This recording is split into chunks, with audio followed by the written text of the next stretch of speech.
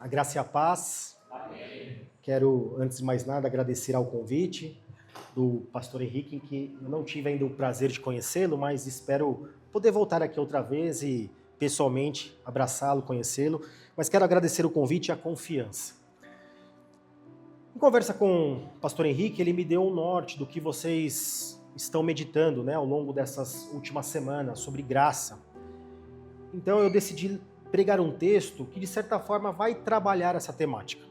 Você que trouxe aí a sua Bíblia, abra no Evangelho de Jesus Cristo, segundo nos escreveu João. Evangelho de João, capítulo 3, nós leremos os versículos de 1 a 15. E o tema que eu proponho para a nossa reflexão é: não basta nascer, é preciso renascer.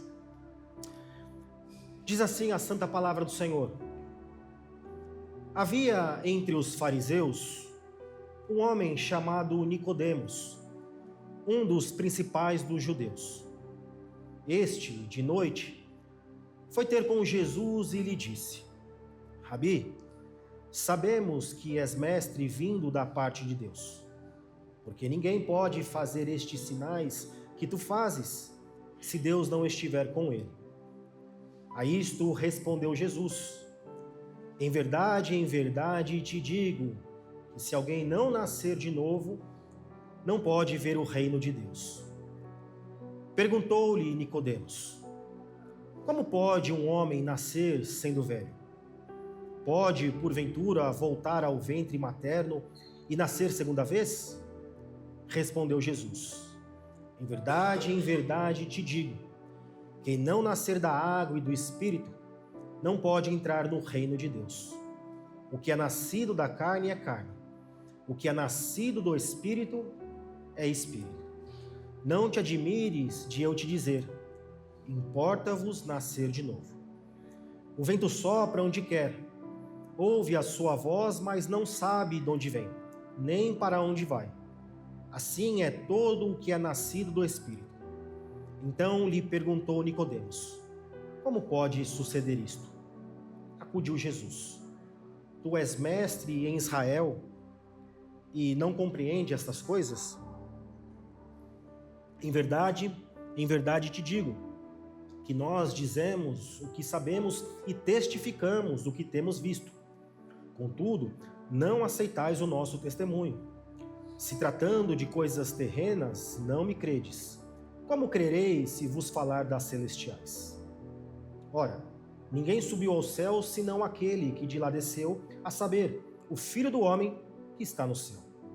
E do modo por que Moisés levantou a serpente no deserto, assim importa que o Filho do Homem seja levantado, para que todo o que nele crê tenha a vida eterna. Você que pode, curva a sua cabeça, vamos orar mais uma vez ao Senhor. Senhor Deus, em cuja presença estamos, nós suplicamos nesse momento a Tua misericórdia, a Tua fidelidade e a Tua bondade. Já expressamos a nossa confiança ao Senhor e no Senhor por meio de cânticos e por meio da leitura da Tua palavra. Todavia, neste momento, nós suplicamos por meio das orações. Fazemos isso porque sabemos da incapacidade que todos nós temos de compreender as verdades celestiais contidas na Tua palavra. Homem natural algum pode reconhecer de forma espiritual aquilo que o Senhor tem a dizer a ele, se o Teu Espírito não nos conduzir. Usa-me, Senhor, a despeito das minhas falhas, transgressões, limitações, para que a Tua igreja seja santificada, consolada e edificada, Senhor. Essa é a minha oração e eu a faço em nome de Jesus. Amém. Queridos, eu queria começar, ou tomar a liberdade de começar o sermão desta manhã, me valendo de uma frase que eu ouvi muitos e muitos anos atrás. Eu nasci no interior de São Paulo, numa cidadezinha chamada Araras. E por mais que a cidade fosse extremamente pacata, a minha vida desde pequeno era muito agitada. E um velho sábio, sempre que me via naquela agitação, dizia assim para mim: Tiago, aprenda uma coisa. Existem coisas importantes, coisas essenciais, sem as quais as importantes não possuem valor algum, e existem aquelas coisas sem importância nenhuma. E eu demorei um bocado para entender o que ele estava tentando me ensinar. E foi a duras penas que eu compreendi o que de fato aquele Senhor queria me ensinar. Que existem coisas importantes, existem coisas essenciais sem as quais as importantes não possuem valor algum, e coisas sem importância nenhuma. Deixa eu tentar te ilustrar o que ele estava tentando me dizer. Certo dia, muitos e muitos anos atrás, eu e alguns amigos, nós decidimos passar as férias escolares num parque aquático. Programamos tudo durante meses e meses. Cuidamos de cada detalhe que julgamos ser importante. Os locais de passeio, a melhor rota, quantos pedágios, orçamento e tudo mais. Tudo que julgamos ser importante foi milimetricamente calculado. Finalmente chegou o grande dia. Partimos para a tão sonhada viagem. Mas sem que percebêssemos, algo essencial havia sido esquecido. Algo que só percebemos a sua elevada importância quando chegamos no parque. O RG. Um dos nossos amigos havia esquecido o seu RG. Naquele momento percebemos que o mais essencial da viagem havia sido deixado para trás. Sabe qual foi o resultado? Ninguém entrou no parque. Todos nós, em solidariedade a ele, decidimos voltar e reprogramar essa viagem. Sabe qual foi a grande lição prática que eu tive nessa experiência? Que existem coisas importantes, mas existem coisas essenciais, sem as quais as importantes perdem o seu valor. Brincadeiras à parte, por que eu trago isso como introdução desse sermão? Por dois motivos. Primeiro, porque o texto trata exatamente disso, de coisas importantes e de coisas essenciais. Segundo, já parou para pensar que talvez você, a nossa semelhança, esteja viajando longos e longos anos, não para entrar num parque aquático, mas visando entrar no reino de Deus, pensando em inúmeras coisas importantes, mas se esquecendo da coisa mais essencial de todas. E eu me refiro ao novo nascimento. Percebam que existem coisas importantes, coisas essenciais sem as quais as importantes não possuem valor algum, e coisas sem nenhuma importância. O problema é que, em relação ao parque aquático, nós pudemos reorganizar a viagem e voltar novamente. Essa nossa jornada, nós só temos uma única chance, e essa chance é agora. Meus irmãos, se nós olharmos atentamente para o texto, veremos que Nicodemos se preocupou com uma das coisas mais importantes, mas esqueceu da essencial. Vemos o texto dizendo que ele dizia a Jesus que sabia que ele era alguém vindo da parte de Deus. E ele diz que o motivo é porque ninguém podia fazer os sinais que ele fazia se Deus não estivesse com ele. E o interessante é que ele fala isso no plural, ou seja, sabemos, que pressupõe que ele fez uma acurada investigação. Ou seja, o seu conhecimento acerca de Jesus estava pautado no seu estudo, algo extremamente importante. Todavia, Jesus diz assim a ele: se alguém não nascer de novo, não pode conhecer, tampouco entrar no reino de Deus. Note que para Nicodemos, o mais importante era saber que Jesus era alguém vindo da parte de Deus. Para Jesus Cristo, o essencial era nascer de novo. Notem que a semelhança da viagem, ambos, o meu amigo e Nicodemos, haviam negligenciado a coisa mais essencial de todas, a coisa ou aspecto que sem ele nada do que julgamos ser importante mantém o seu valor. Por que eu trago isso? Eu quero frisar.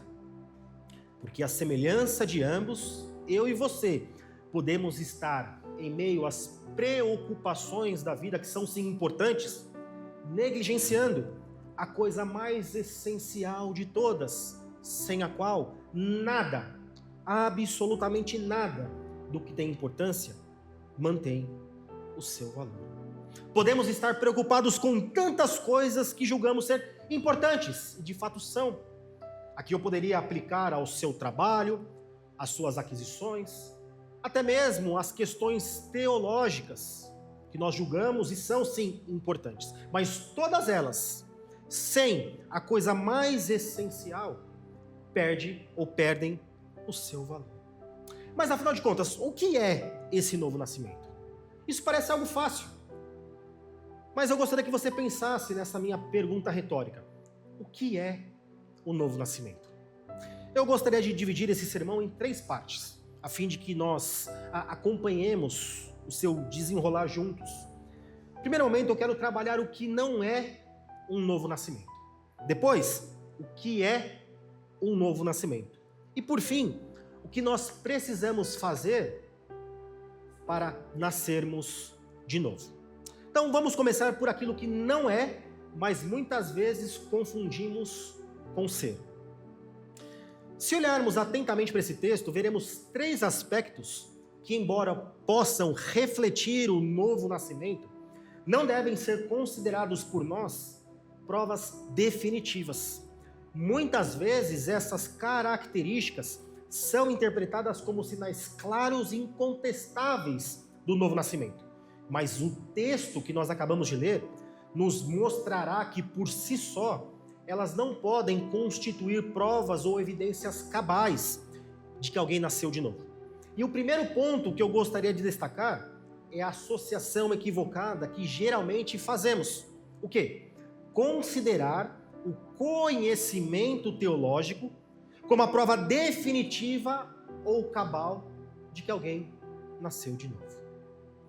Quem aqui nunca associou o seguinte: aquele fulano é sim o novo nascido, e a prova conhece muito de Bíblia?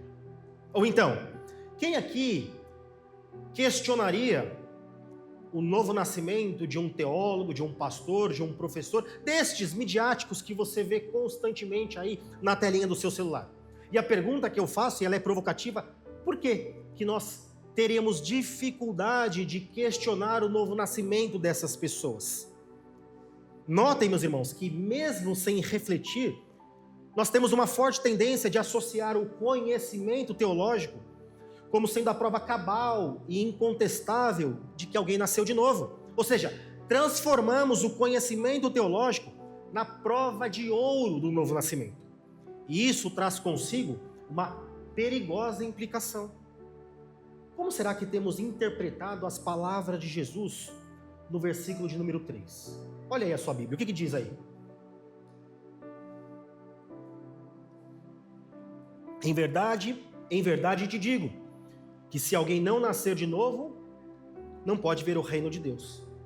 Já parou para pensar nisso, que mesmo sem refletir ou verbalizar, você pode estar entendendo as palavras de Jesus do seguinte sentido: em verdade te digo, que se alguém não conhecer todas as doutrinas teológicas, não for um mestre, um profundo conhecedor das Sagradas Escrituras, não poderá ver o reino de Deus. Implicitamente nós podemos estar carregando esse equívoco. Perceba que eu estou dizendo que essas coisas são importantes, mas elas não são essenciais para que você nasça de novo. Elas devem ser uma consequência direta, respeitando a limitação de cada um. Mas olha que interessante, olha comigo o que diz o verso de número 1. Havia entre os fariseus um homem chamado Nicodemos, um dos principais dos judeus. Queridos, talvez vocês não saibam, mas o grupo dos fariseus era conhecido por 2 principais aspectos: sua rígida observância da lei e por serem profundos estudiosos, conhecedores da Escritura. Obviamente, essa observância era muitas vezes feita de maneira inapropriada, até mesmo denunciada por Jesus. Mas o fato é que eles eram popularmente reconhecidos por essas duas marcas: rígida observância da lei e por serem profundos conhecedores da Escritura. E Nicodemos, pelo que nós lemos, era um desses. Alguém tido em mais alta estima por seus contemporâneos, por ser um profundo conhecedor das Escrituras. Para você ter uma ideia, não era qualquer um que se tornava um fariseu. Estudiosos afirmam que um dos requisitos para que alguém fosse considerado ou apto a ser parte ou fazer parte deste grupo, ele precisava de duas coisas.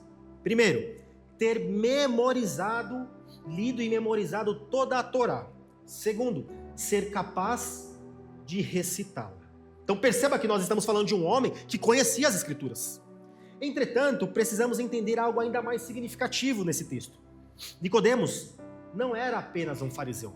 O texto nos revela que ele era um dos principais dos judeus. Ou seja, era alguém ainda muito mais qualificado. Alguém que, se vivesse em nossos dias, facilmente passaria sem qualquer questionamento pelo nosso teste de ouro, o teste do novo nascimento, o profundo conhecimento teológico.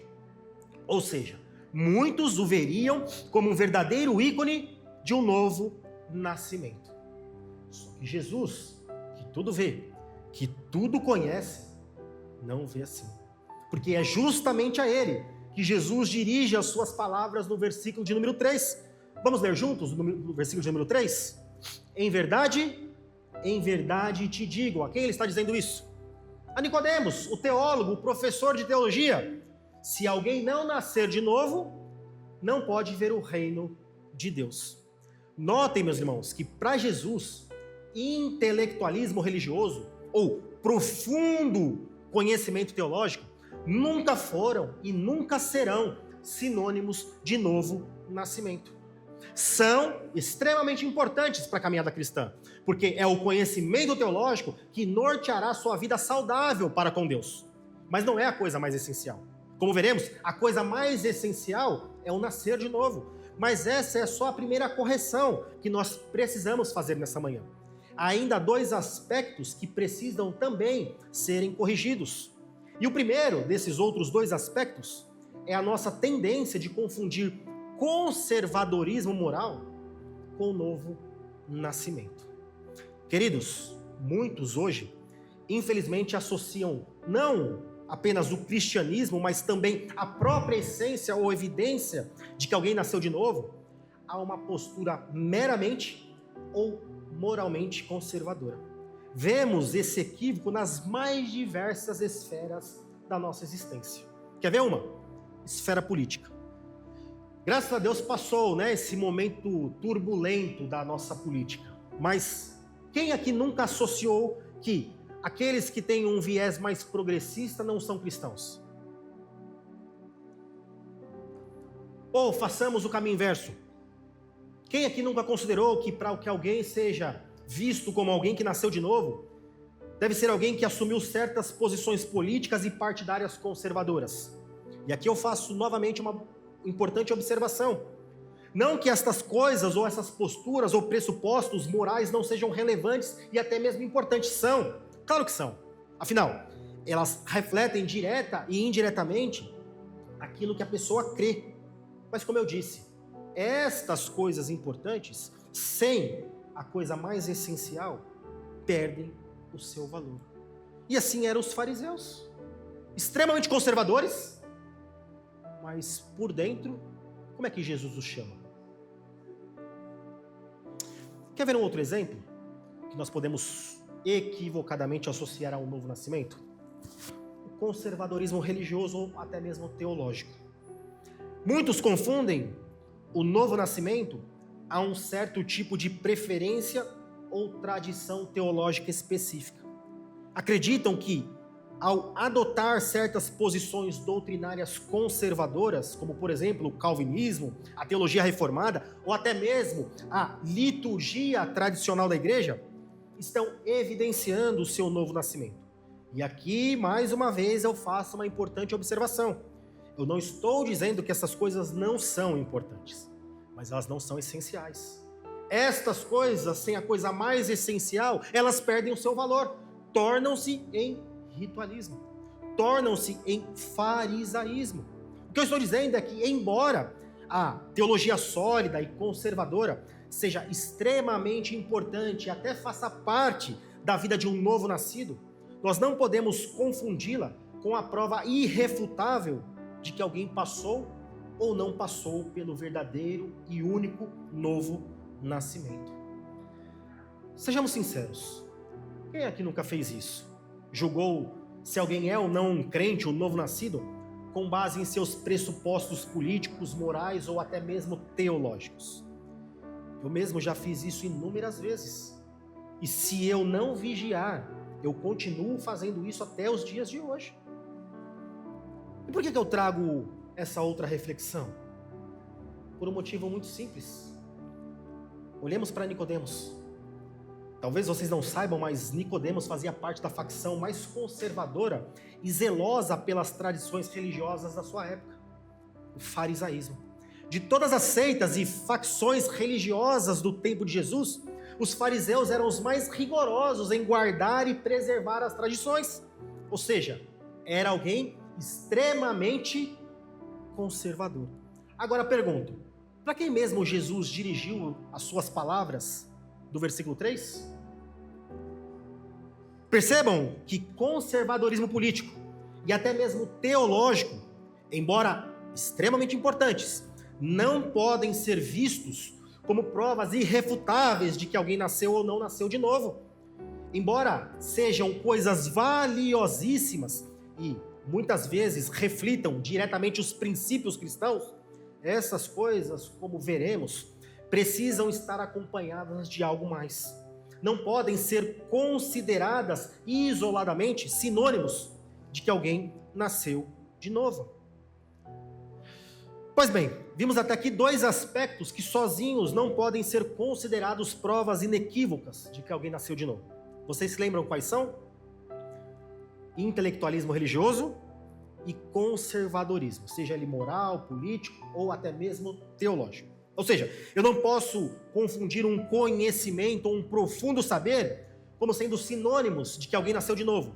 Muito menos julgar alguém ser ou não novo nascido por suas preferências teológicas, éticas, morais, embora sejam importantes e reflitam se são ou não cristãos, mas elas precisam ser acompanhadas de algo espiritual, que nós veremos o que é.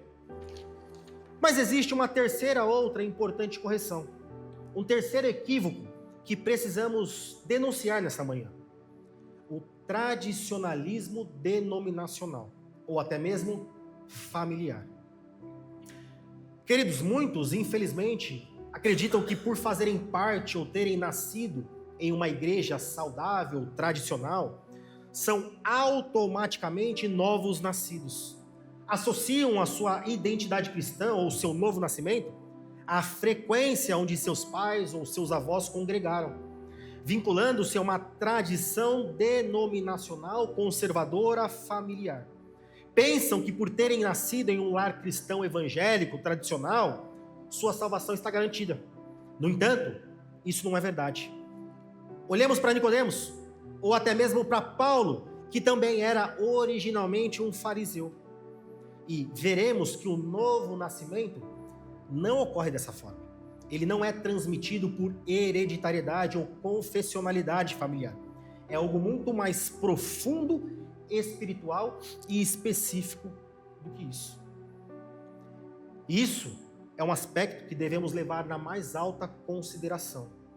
Digo isso, meus irmãos, porque ao longo de toda a história da igreja, pelo menos aqui em solo nacional, nunca presenciamos tantas igrejas tradicionais conservadoras cheias, mas ao mesmo tempo, paradoxalmente, tão vazias de genuína espiritualidade.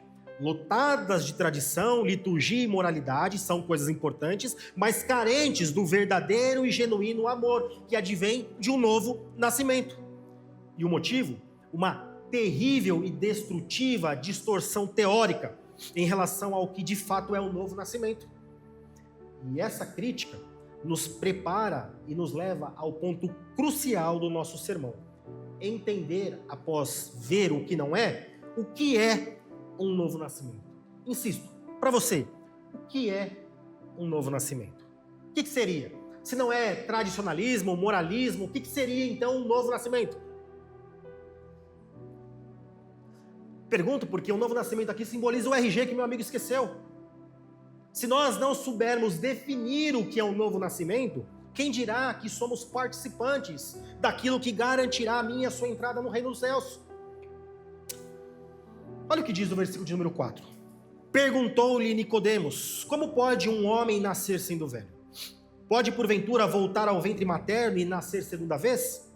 Ao que respondeu Jesus: em verdade te digo, quem não nascer da água e do Espírito não pode entrar no reino de Deus. O que é nascido da carne é carne, o que é nascido do Espírito é Espírito. Não te admires de eu te dizer, importa-vos nascer de novo. Notem, meus irmãos, que Jesus Cristo associa o novo nascimento a duas íntimas e relacionadas expressões: nascer da água e nascer do Espírito. Então isso é uma pista para que eu e você construamos o que de fato é o novo nascimento. Para entendermos o que Jesus quis dizer, precisaremos voltar a nossa atenção ao único texto que apresenta essas duas expressões juntas. Abra aí a sua Bíblia em Ezequiel 36. Vamos entender agora o que é um novo nascimento. A coisa mais essencial, sem a qual nenhuma das coisas que eu e você julgamos ser importantes mantém o seu valor. Ezequiel 36, a partir do versículo 22.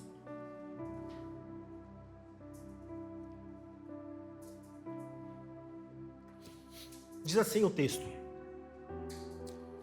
dize, portanto, à casa de Israel: assim diz o Senhor Deus, não é por amor de vós que eu faço isto, ó casa de Israel, mas pelo meu santo nome que profanaste entre as nações por onde fostes. Vindicarei a santidade do meu grande nome, que foi profanado entre as nações, o qual profanaste no meio delas. As nações saberão que eu sou o Senhor, diz o Senhor Deus, quando eu vindicar a minha santidade perante elas. Tomar-vos-ei de entre as nações, e vos congregarei de todos os países, e vos trarei para a vossa terra. Então aspergirei água pura em vós, e ficareis purificados do quê? De todas as vossas imundícias, e de todos os vossos ídolos vos purificarei. Dar-vos-ei coração novo, e porei dentro de vós espírito novo. Tirarei de vós o coração de pedra, e vos darei coração de carne. Porei dentro de vós o meu espírito, e fareis que andeis nos meus estatutos, guardeis os meus juízos e os observeis. Deixa eu explicar o contexto dessa passagem. Deus é um Deus de alianças. Ele se relaciona com o seu povo por meio de uma aliança que ele estabeleceu. E essa aliança prescreve tanto bênçãos quanto maldições. Se o homem obedece à sua aliança, as bênçãos estão o acompanhando. Se eu fui o novo nascido, se eu sofri este ato que vem de Deus, por pura graça, primeira coisa que é trocada em mim: como eu me relaciono com as coisas criadas. Ou seja, se eu hierarquizei os meus amores, a primeira reflexão que eu preciso fazer a fim de que eu não chegue ao final, não no parque aquático, mas no encontro com o Todo-Poderoso, e ele pergunte: cadê o selo do Espírito? E eu diga: esqueci, porque eu me enganei, eu acreditei que o novo nascimento era sinalizado ou simbolizado por tradicionalismo, por moralismo, por qualquer outra coisa. A primeira reflexão, meus queridos irmãos, é que nós precisamos fazer nessa manhã: quais são as evidências que você nasceu de novo? Você continua amando as mesmas coisas que você amava quando Deus lhe encontrou? Você pode dizer que você sofreu ou está sofrendo, porque isso também é gradativo, a santificação. Você está sofrendo uma transformação na sua maneira de pensar. Como é que você vê o mundo hoje? Como é que você vê a sua missão? Como é que você enxerga a sua passagem nessa existência? Como férias ou como uma missão? Perceba que por mais que seja somente pela graça, aquele que foi alcançado pela somente graça de Deus sofre inevitavelmente uma radical transformação no seu ser. Não é a graça barata que Dietrich Bonhoeffer prega ou denuncia. Nós desejamos as mesmas coisas. Por que nós vemos a igreja? Porque eu continuo desejando as mesmas coisas, mas eu vejo em Deus um grande possibilitador de adquirir aquilo que eu continuo amando e deveria deixar de amar. Será que nós podemos dizer que hoje habita em mim um espírito que não só me capacita a obedecer, mas me faz amar a lei de Deus? Você ama a lei de Deus? Vamos aplicar isso aqui no dia do Senhor. Continua sendo um piso, um fardo de estarmos na presença de Deus no dia do Senhor, em comparação a outros amores que carregamos? Notem, meus irmãos, como eu disse na introdução desse sermão, não só o título, mas a própria introdução, existem algumas coisas importantes, sim, mas existe uma coisa essencial sem a qual todas as coisas importantes perdem o seu valor. E nesse sentido, eu uno isso aqui ao título. Não basta nascer, é importante ter nascido, mas o essencial é renascer desta condição de pecado. E talvez a pergunta nesse momento seja a mesma que Nicodemos fez a Jesus. Como pode suceder isto? Como pode um homem sendo velho nascer de novo? E o que Jesus responde a ele? E do modo porque Moisés levantou a serpente no deserto, assim importa que o Filho do Homem seja levantado, para que todo o que nele crê tenha a vida eterna. De uma maneira muito simples, sabe o que você precisa fazer para nascer de novo? Nada. Só olhar para a cruz. Como assim? Eu vou explicar. Jesus está aplicando aqui o contexto da passagem de Números capítulo 21. Vocês já leram esse texto? Deixa eu fazer um breve resumo para vocês aqui. Após o povo de Deus enfrentar algumas dificuldades no capítulo 20, após Deus libertá-los do seu cativeiro, como por exemplo a morte de Miriam, a falta de água em Meribá, a negação do rei de Edom em deixá-los passar por seu território e serem forçados a darem uma longa volta, rumo à terra prometida, o povo no capítulo 21, versículo 5, murmura contra Deus. Por que nos trouxeste aqui? Por que nós não morremos lá no Egito? E o que Deus faz? Decide castigá-los. E como é que Deus os castiga? O versículo 6 diz que enviando serpentes abrasadoras, a fim de mordê-los e levá-los a óbito. Então, Moisés decide interceder pelo povo. E qual foi a resposta de Deus em relação à intercessão de Moisés? Ele ordena que Moisés faça uma serpente de bronze e a pendure numa haste. E que ele diga e pregue ao povo: quem estiver morrendo e quiser voltar a viver, que olhe para a serpente pendurada na haste. E quem olhar será salvo. O que aconteceu? Aqueles que olhavam eram salvos. O que Jesus está falando aqui? Que o novo nascimento, em certo sentido, ele perpassa em muitos aspectos intelectuais. Qual a realidade intelectual em você estar morrendo e acreditar que a salvação ou a resolução para esta morte está simplesmente em você olhar para uma serpente pendurada numa haste? Intelectualmente falando, nenhuma. Qual a lógica para o intelectualismo que hoje está fundamentando ou está confundindo o novo nascimento dentro das igrejas? Qual a lógica de você acreditar que simplesmente por olhar para a cruz do Calvário, você pode passar de uma condição de morte para uma condição de vida? Nenhuma, mas é pura graça de Deus. Qual a solução então para que eu e você nasçamos de novo, caso eu e você estejamos percorrendo longos e longos anos apenas nos preocupando com as coisas importantes, como tradicionalismo, como denominacionalismo, como uma sólida e robusta teologia? São coisas importantes. Mas qual seria o passo adiante que nós deveríamos dar a fim de nascer de novo? Olhar para a cruz. Olhar para a cruz de Cristo, para a morte de Jesus. E acreditar que isso é suficiente. Não só para purificar os meus pecados, como também para efetuar a troca do meu coração. Colocar em mim o Espírito de Deus e fazer com que eu deseje outras coisas, que eu pense de maneira diferente. Mas também, e acima de tudo, acreditar que é só isso que pode me levar ou me livrar da morte eterna. Mas eu não gostaria que você já saltasse por uma convicção de que você já sofreu um novo nascimento. Gostaria que você pensasse à luz do texto sagrado. Se você não pode ser o meu amigo, ou eu, há muitos anos atrás, que pautava a minha entrada no reino de Deus em coisas simplesmente importantes. Hoje, o que o Senhor está nos dando é uma grande oportunidade de chegarmos sem o RG, ou melhor, sem o selo.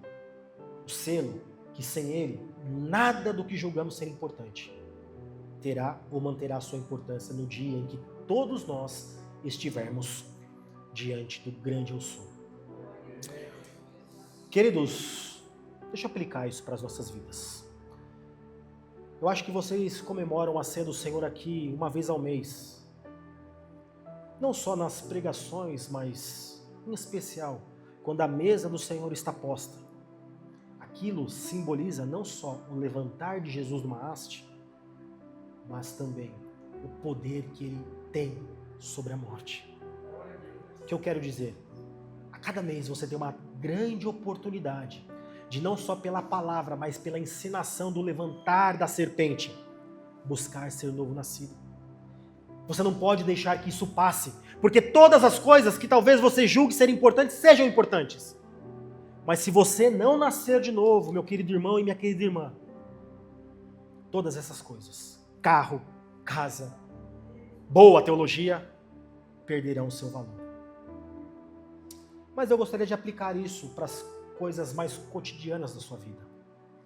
As coisas que são importantes, o pagar de uma conta, o manter-se empregado, o fazer parte de uma igreja saudável, o cumprir as escalas, o estar na obra missionária, o fazer o evangelismo, a assistência social, todas essas coisas são sim extremamente importantes. Mas elas perderão seu valor se no grande dia você não tiver nascido de novo. Quer ver outra aplicação? Vamos falar dos sacramentos. O próprio olhar, fazer parte, ser participante da comunhão dos santos. O tomar do corpo e do sangue de Cristo. O participar do batismo. São coisas valiosíssimas, importantíssimas.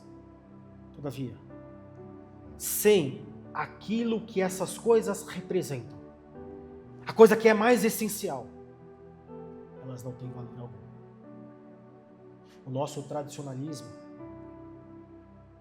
o nosso comportamentalismo ético e moral, são coisas importantes. Mas, se elas não vierem acompanhadas do que é mais essencial, repito, perderão seu valor. Nome da igreja, Reformados em Cristo. Teologia reformada é extremamente importante. Eu, como pastor reformado presbiteriano, vou falar isso com muita liberdade. É uma teologia extremamente importante, sólida, saudável. Todavia, se ela não vier acompanhada desta profunda transformação na sua maneira de ver o mundo, entender as coisas, se relacionar com as pessoas, desejar as coisas, elas não têm valor nenhum. Que hoje nós todos possamos refletir se nós estamos caminhando portando o RG ou se nós chegaremos no dia final, só que distintos, do que aconteceu conosco. Nós tivemos uma segunda chance, nós não teremos. Que Deus te abençoe.